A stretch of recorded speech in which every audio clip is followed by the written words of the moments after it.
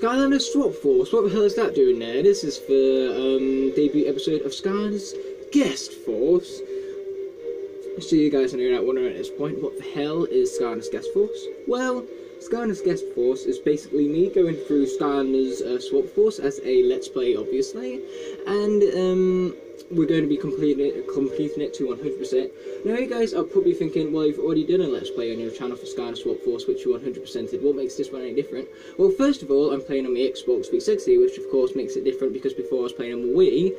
And that means that on the Xbox 360 there is additional content for us to go through. And also, when I completed it 100% before for the Nintendo Wii, I just completed the main story. I didn't complete any of the post-game content. And that's what we're going to be doing in this 100% achievement run. So we're going to be getting all of the achievements, all of the post-game content, and all of the Quartermaster stars, of course, all of that important stuff. So it's a total, all-out, 100% walkthrough of Skylanders Swap Force on Xbox 360, as I mentioned previously. But what makes this one really stand out, especially in comparison to my previous Let's Play, is the fact that it's called Skylanders Guest Force for a reason, because I'm going to be joined by some very, very special guests who are about to introduce themselves right now. So anyway, guys, as for our first guest on here, we have Technically Intelligent. Follow me on Google Plus. Yep, there you go. You should follow him on Google Plus, guys. But nevertheless, so what's going to be special about this is that we're going to have different guests in every different episode, pretty much. So starting us off with is Technically Intelligent, and I'm sure some more people can join in later on. But without further ado, let's get into this story mode. Without further ado. And we're going to start off on medium so I can ensure that we can get all of the stars completed correctly. Greetings, Quartermaster. I am Eon, and I Yeah, hopefully you can hear you alright, Tech, because if not, that would be pretty embarrassing. to Skylanders. It would be a magical world of wonder and adventure. Another thing, so I can see if I'm speaking loud or not. This ain't a stream, I'm just recording, dude, and I just realised my camera was at a totally bad angle that whole time right now. Okay, there we go, that's better. Because, yeah, I'm not streaming, this is just a normal recording. Okay, so what exactly are you recording? Skylanders Swap Force, basically. This is a, full-on 100% Let's Play of Skylanders Swap Force. Oh, sounds fun. Yeah, basically it's because I just got it on Xbox 360, so I want to go through and get it 100% before I do a lock, pretty much. Yeah, understandable. Okay, here comes Cassandra, spoiler alert. It's funny how I say spoiler alert after the spoiler, that's kind of not useful. It really defeats the whole purpose of it, but then again, this game is 5 years old now, so... Well, it's almost 5 years old. Yeah, that's true. It's 4.5, let's just settle with that. Yeah. Wow, I cannot believe that Skylanders Spy's Adventure is turning 7 years old this year. Happy 7th birthday, I guess. Well, yeah, I'm trying to remember when Swap Force was announced, and I think it was announced around February time, so maybe it is 5 years since it was first announced, but not necessarily since it came out. I can Google it real quick.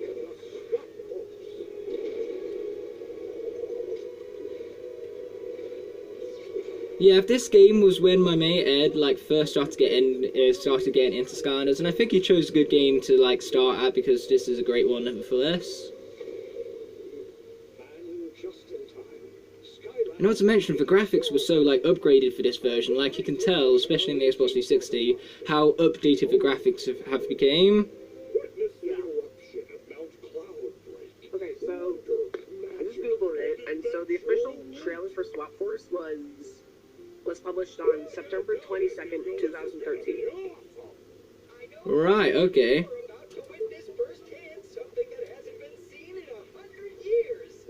Yeah, and I didn't get into Skylanders franchise until around Swap Force because I actually never heard about the other two games, and here I am now. Yeah, it's the same with a lot of people. A lot of people did come in, they did start with Swap Force, but me, I started off with Spyro's Adventure to begin with. And in all fairness, Spyro's Adventure came out at a very good time for me, because it was the time where, you know, I was very interested by collecting things, like the Skylanders, but I was also starting to get interested into video games, and so it was kind of like bringing my two hobbies together at that time, and so that's why I was so interested in it. But I can guarantee you that if Spyro's Adventure came out 2 years later, I would not be interested in the Skylanders franchise. Yeah. Yeah, I feel like Swap Force and Trap Team was like the best the Skylanders franchise has ever been. Yes, I can agree with that, and it's also when the franchise was at its peak. Like, Swap Force is the game that made the most money by a long shot because of the figures and everything. Like, Swap Force sold like hotcakes, honestly. Yeah. With Trap Team, I feel like the Trap Masters should have done way more for what they were priced at. It would have been awesome if they could swap the weapons. Yeah, that would have been cool. It would have been even better if their weapons could light up like the giants. But the thing with the Trap Masters is that they made them so overpowering in that game, just so they could ensure that they sold, and that made the cores kind of useless, and it really made the cores neglected, and some of them really did not deserve it, because Trap Team had some great cores. Yeah, I mean, it was... With the way they were doing element gates, it was really pointless having cores, because they couldn't do anything, pretty much. Okay, so we're starting off here with a Dark starter pack character, Dark Washbuckler. Oh yeah, and there's another interesting thing this franchise introduced. This was the first game that introduced the Dark Edition starter packs to the franchise. Yeah, I mean, only Spyro's Adventure had Dark Spyro, and then Swap Force came in with Series 3 Dark Spyro.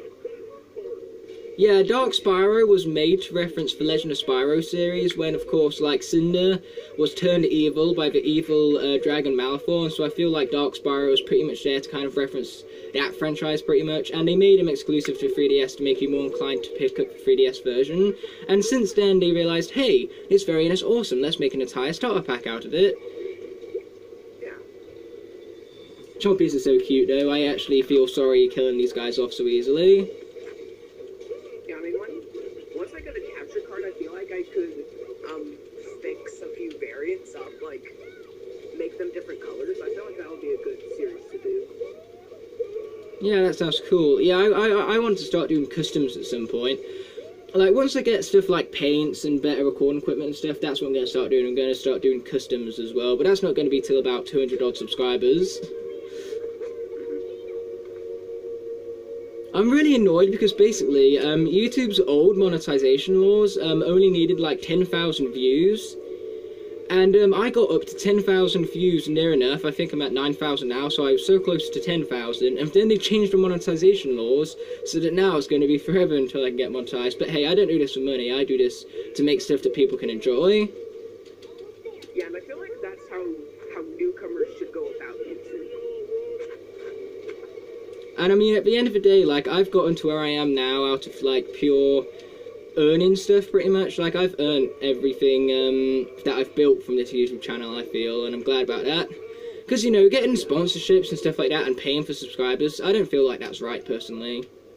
Yeah, it's not really right. Subscribers should be honest. Something that you've earned, yeah. And I've earned 75 at this point. I remember one time one of my friends asked me, like, hey, I'll sub to you if you sub to me, and I was like, no, I don't do that. Subscribers should be honest. Like, to me, yeah, every time I get a new subscriber, it pretty much just seems like, oh, they like my content, but now that doesn't really happen anymore since I took down all my videos. Good thing I'm the best pilot in all Skylands. Captain Flynn, at your service. Boom! I don't know why, but Flynn easily has the best catchphrase in the whole franchise. That's the only thing he can show off about, I feel. That awesome catchphrase right there. I mean, it's simple, but it works. Just boom! There you go. I wanted to talk about something a second ago, but now I've completely forgot about it. Could have been anything important, I suppose. Okay, you watch, guys. Now that I'm co-commentating this thing, I'll completely forget to actually pick up the collectibles as I go along.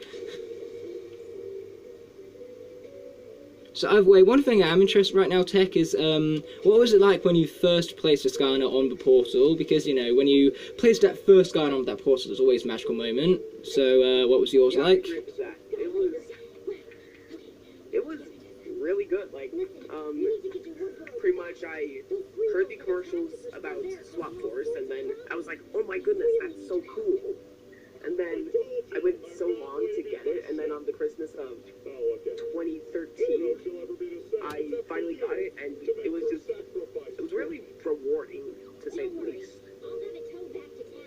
Yeah, definitely. Yeah, when I saw Skylanders Spyro's Adventure advertised for the first time, I really wanted the game, and like I asked everyone for it for Christmas, my parents especially. But the thing was that on Christmas Day of 2011, my parents got me literally everything I wanted except the Skylanders. And I was quite upset by that at the time because that was the thing that I wanted most. But then, like, a few minutes later, my grandparents show up. Got you the starter pack? What? Then some of your other family members got you the starter pack? Yeah, basically, because then 5 minutes later, my grandparents show up, and it turns out, oh my gosh, they got me Skylanders Spyro's Adventure for Wii. I was so happy opening that up. Like, seriously, I think I opened it up, and then I started jiggling the pack about. I was so excited for it. And then I played the game and put Spyro on for the first time, and that was such a nice feeling, watching him being summoned into the game and meeting all the NPCs and stuff. Because, of course, I started off with Spyro. You can't buy Spyro's Adventure and not start off with Spyro. Agreed. Yeah, I mean,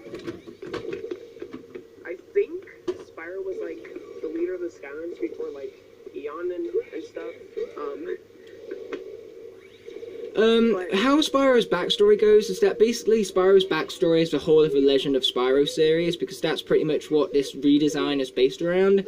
So, Spyro did a lot of heroic deeds in that franchise, of course, and then Eon realized his awesome deeds and, like, summoned him into Skylands to become a Skylander, him and Cinder also. So that's how that went, pretty much. But Spyro has always been seen as the leader of the franchise, and he's basically the franchise's main icon, pretty much. Yeah. Because, yeah, another interesting fact is that, Spyro can harness every single element in the Legend of Spyro series, and yet he chooses fire in this game, so how come he's a magic element instead of a fire element? But that's because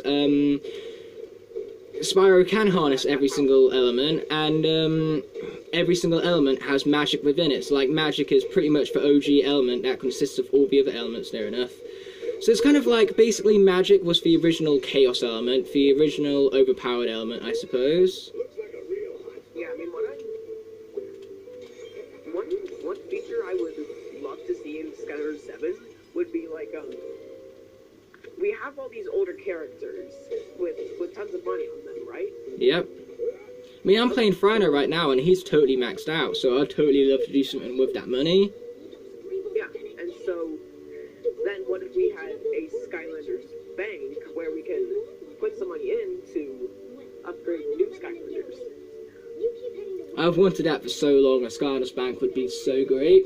But one thing I am dreading is that, you know how they're starting to take out things like magic items and traps in the newer games? Well, I'm actually starting to fear that it might actually start taking out Skylanders, and the first one to go would be Sunburn, purely because he's, like, the most forgotten one from Spyro's Adventure.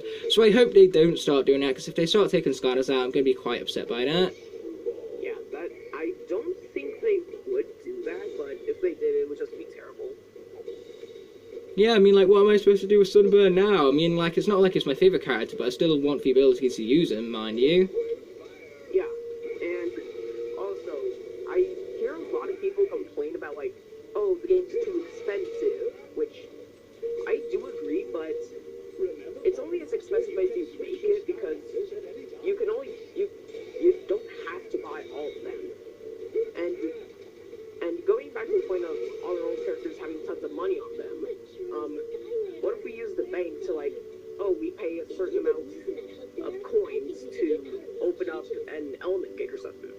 Yeah, that would be great. And another great thing is that what if you could, like, hire Skylanders? Just for, like, half an hour, you could pay in-game money to hire a Skylander, see if you like them before you actually purchase them in real life. Yeah, that would be great. Skylanders Swap Force for the 3DS kind of did that because what you could do is you could have guest Skylanders in that game, where if you hooked up with someone on Street Pass, then they could send you their guest Skylanders and you could use them for a limited time.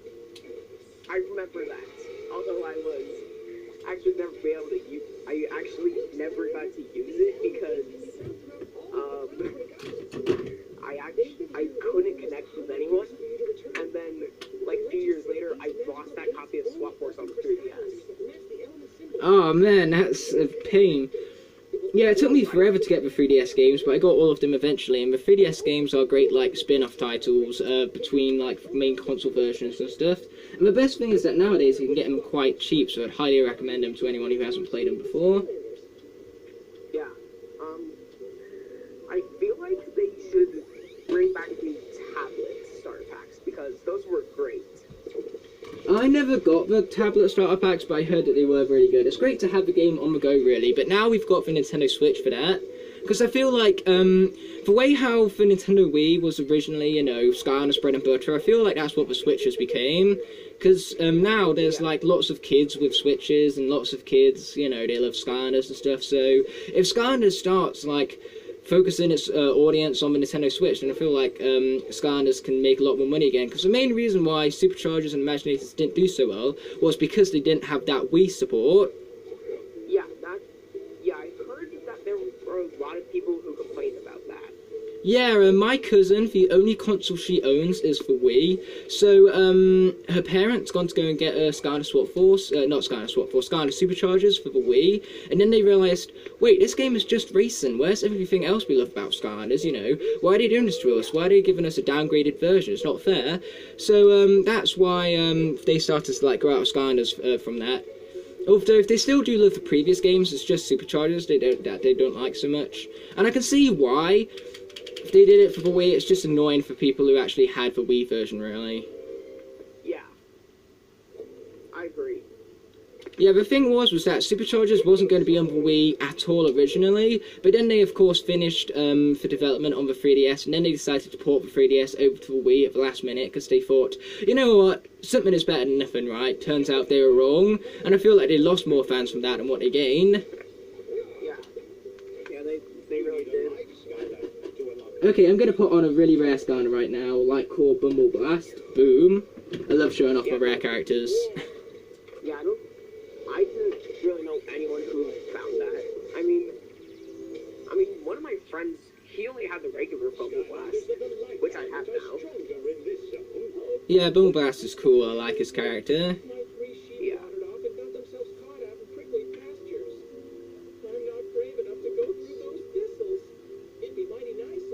Little Bro Pete. One thing about Skylanders is that it has all these puns all about the place, and the thing is that I don't like puns that much, but Skylanders does them so well that they're actually not that bad. Yeah, I feel like that's one thing Skylanders was known for. All its puns and stuff, so punny. But going back to Spyro's Adventure, one thing I did like about that game, and I think lots of people disagree with me in this, but it was the fact that every Skylander had their own form of gibberish, pretty much. Like, you remember that? Yeah. Because, yeah, I actually liked the way how they spoke gibberish, you know, it made them feel more like their own species rather than feel human. But then, of course, they decide, oh, wait, this is actually really good, giving them gibberish. Let's just give them human lines instead and make them feel more humane so that then they scare the kids a little or they feel a bit more kid-friendly. Because, come on, guys, the gibberish was awesome. I love the gibberish. Making them feel more unique from one another rather than giving them, like, human voice lines. I mean, like, I know most people prefer the voice lines, but I definitely prefer the gibberish, alright?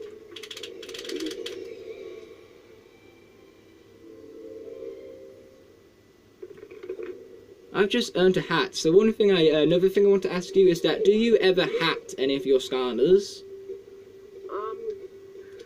I don't really do that all that much anymore, but I know there was this one occasion where Crusher is extremely slow, so I gave him the 4 Winds hat, I think it is, where it gives him, like, plus 10 speed, and I'm glad I did it. Right, I see. Yeah, I normally put the hats on because it's just there to add that little comedic effect. It's not going to change anything aesthetically. It's just there for the fun of the game, really. And for bonus stats, are just icing on top of cake for me. So I've never minded hatting my Skylanders pretty much. I do it all the time whenever I have the opportunity. Yeah, the hats were pretty cool. I liked those. And it's a shame that they were like went away in Imaginators, because that's the thing. The Imaginators might have taken away all the small stuff, but the small stuff is what turned these games from being good ones into great ones, I feel. Like stuff like nicknaming your Skylander or hatting your Skylander makes your Skylander feel more unique, and yet they take that away even though the name of the game is Skylanders Imaginators, where the whole idea is that you're supposed to create your own Skylanders. Yeah, but if we can give them names, why can't we nickname the regular Skylanders, you know? Yeah, that's true. Not only did they take away nicknaming for Senseis in that game, they also took away nicknaming for regular Skylanders as well. Which, would it have really killed them to add in that feature? Like, how much extra programming time would that have took? Would have cost them about £2 and would have taken them about 2 seconds to port it over. I know there's a bit of an exaggeration, but still, you get my point. Diggs, everyone's favourite NPC, especially Crash for Skylands. Yeah. We also theorized that staring at it for too long might actually cause severe blindness.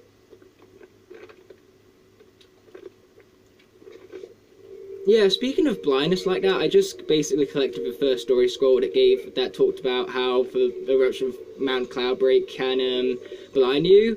But anyway, that highly reminds me of a lot of my biology lessons previously, because we've been looking at the eye and stuff like that, and I don't know, I just find that stuff really fascinating, and that's why I suppose I'm really good at biology. So, how are you with the sciences? Science I'm doing pretty well in, I think. I mean, I haven't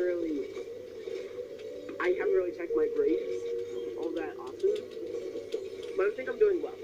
Yeah, that's good, because I love the sciences, and I'm really good at the sciences as a result, because, I don't know, I just find it really interesting in how the world works and stuff like that. So science has always been one of my favourite subjects, and will always be one of my favourite subjects.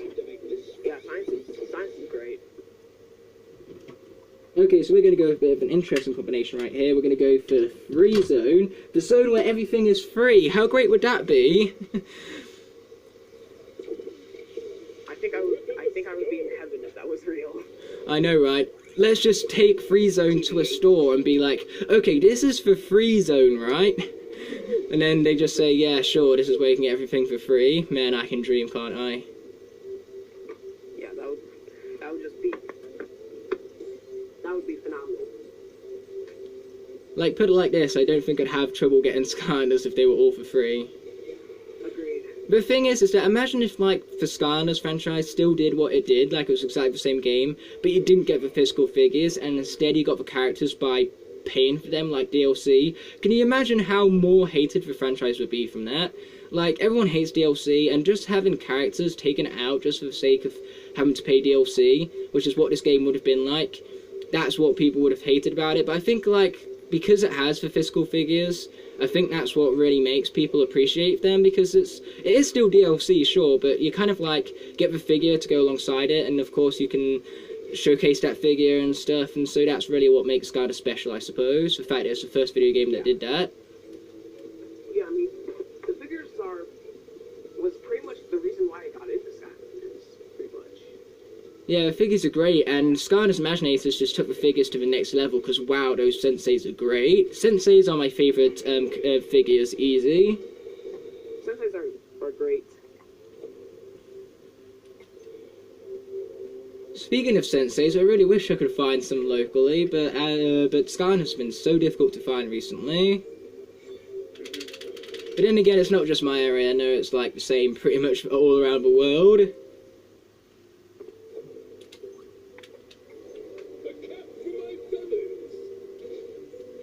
Oh great, we got more puns. This time it's chicken puns because they got Free Ranger on right now.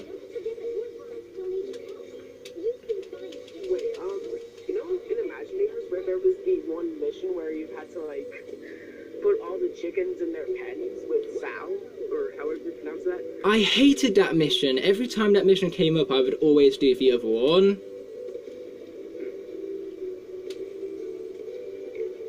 Yeah, I mean, sure, it was kind of funny looking at the chickens, but other than that, it was kind of meh.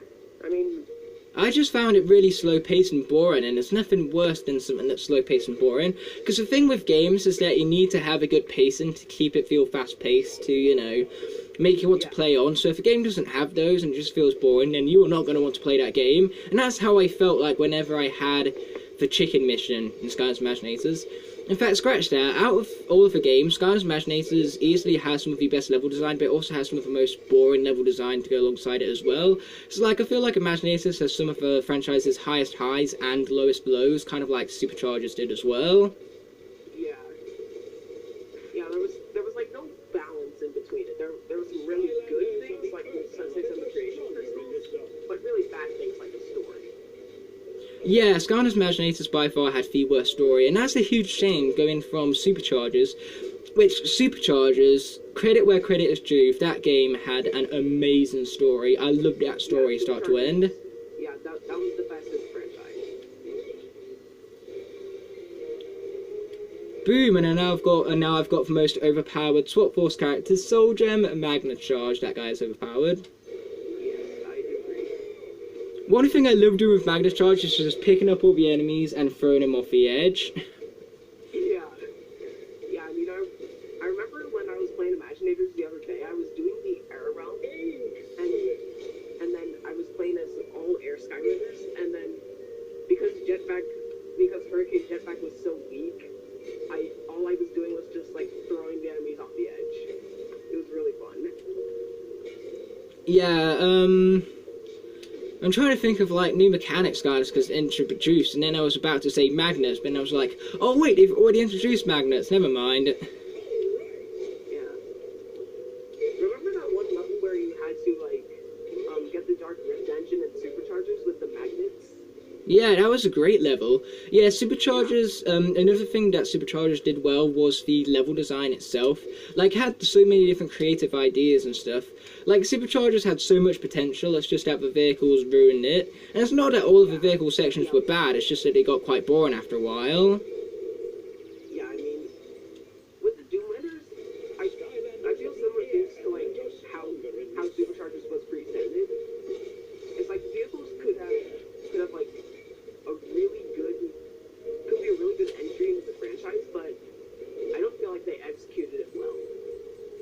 Yeah, I've said it before and I'll say it again. I feel like Skylanders Superchargers would have been a bit better if, like, the racing was actually implemented into the story as well, rather than just going from point A to point B. Like, sure, point A to point B is fine, but give us some opponents to race against. And if you beat them, you know, you can unlock a special collectible or take a secret path. And if you lose to them, then you have to maybe fight them at the end, and that makes it a bit more tougher, especially if you're on Nightmare mode and stuff like that, you know. How hard would that have been to implement?